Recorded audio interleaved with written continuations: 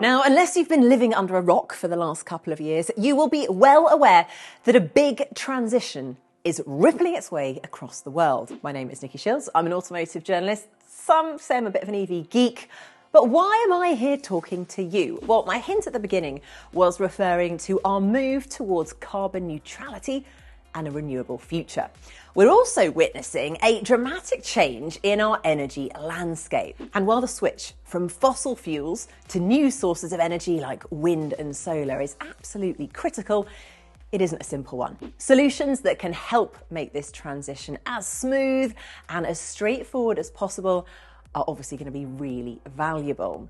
And as our mobility becomes increasingly electrified, one such solution is actually closer to becoming an everyday reality than you might have realised. Well, we're actually already seeing lots of progress, and the next 10 years will see a rapid growth in the number of electric vehicles on our roads. Now, this is the interesting thing. A recent study by the European Environment Agency actually found that in the future, up to 80% of cars in the EU will be electric. Now, I am sure you are already aware that the EU is phasing out the sale of new petrol and new diesel-powered cars by 2035. This is all part of an effort to reach its goal of producing net zero carbon emissions by 2050. At the same time, renewable sources of energy are on the increase.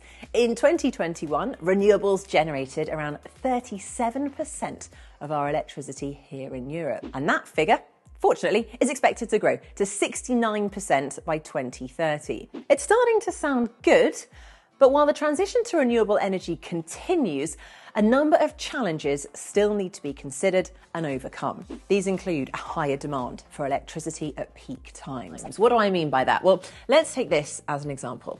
When we wake up in the morning, turn our kettles on, or for the caffeine addicts, put our coffee machines on, or perhaps in the evening we cook a meal after work whilst watching the TV. We see a spike in energy demand, which is instantly created. In addition, the level of fossil fuels that generate electricity decrease from 39% in 2019 to 37% in 2021. So a lot more needs to be done to reduce the carbon intensity of energy creation. And countries still need to increase their capacity to generate and store energy to meet the higher demand in the future. So let's think about this. When it comes to storing energy, batteries, like the larger ones found in EVs, could actually become a really efficient solution. Now, this potential will only grow as EV ownership increases and has the knock-on effect of increasing the number of large batteries that energy can be stored in, and they are often connected to the grid. To really make the most of this opportunity, a new concept called Vehicle-to-Grid is being developed right now, and soon this may become a key feature in all future EVs. And if it does, it offers a really clever solution that would help with the world's big energy transition. Vehicle-to-Grid, or as the cool kids like to call it, V2G, will not only benefit EV owners, but also wider communities and local energy grids. Now, here's how it works. When equipped with V2G technology, EVs can actually act as a storage place for renewable energy generated by wind and solar. By intelligently choosing a time to charge when there's plenty of renewable energy available, they can then feed renewable energy back to the grid during times when solar or wind power can't be generated, at night or on a day when there's calm weather, for example.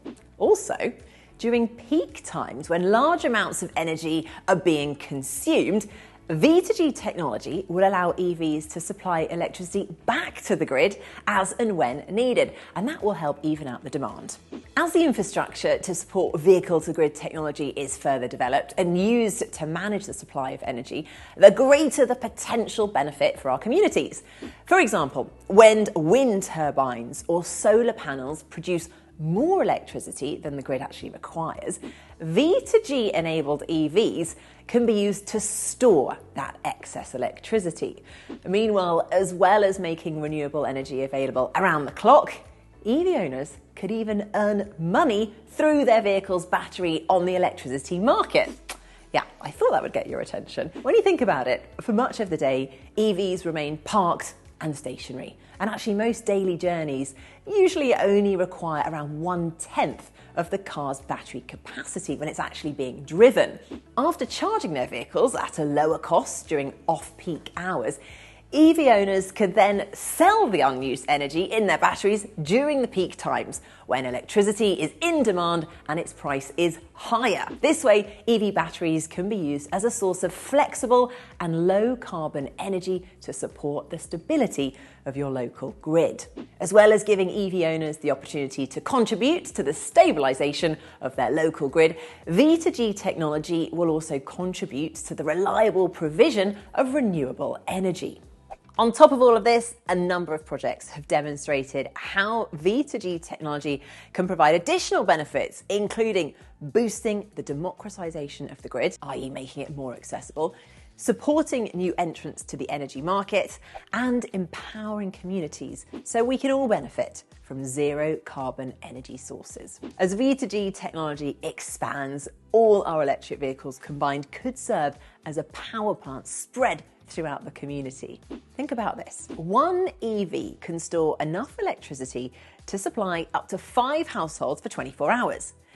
If you scale that up, imagine the impact electric vehicles could have on towns and cities with thousands of homes. And actually, it's not just towns and cities. Entire countries would be able to reap the benefits, taking advantage of excess renewable energy during the middle of the day and offsetting peak morning and evening grid demand. By supporting the decarbonisation of the energy system away from coal and gas-fired power stations, V2G technology would represent an important step on our path to independence from fossil fuels, reducing carbon emissions and achieving climate neutrality. As the world is moving towards a clean and renewable future, I'm absolutely fascinated to see what role V2G technology will play in our journey to net zero.